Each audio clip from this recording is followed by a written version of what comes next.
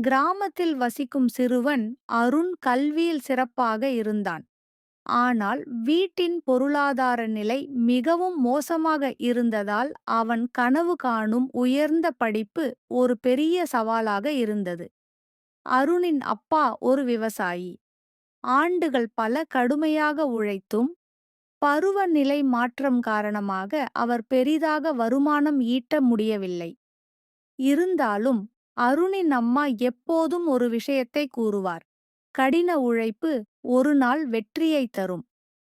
அருண் பள்ளியில் அதிக நேரம் செலவிட்டு படித்தான். காலை 4 மணிக்கே எழுந்து புத்தகங்களை படிக்கத் தொடங்கினான். பள்ளிக்குச் செல்லும் முன் அப்பாவுக்கு வயல்களில் உதவி செய்துவிட்டு பள்ளிக்குப் போனான். பள்ளிக்குப் பிறகு வீட்டுக்கு வந்து வேலை செய்தாலும் அவன் கற்றலை ஒருபோதும் விட்டு வைக்கவில்லை.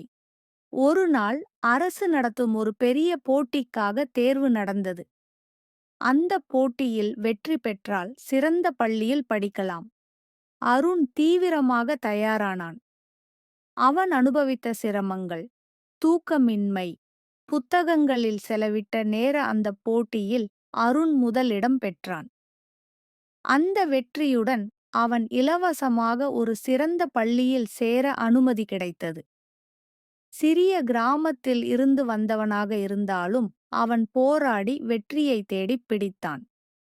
அவனை பார்த்த கிராமத்தின் மற்ற குழந்தைகளும் உழைப்பின் முக்கியத்துவத்தை புரிந்து கொண்டு அவர்களின் கனவுகளுக்காக பாடுபடத் தொடங்கினார்கள்.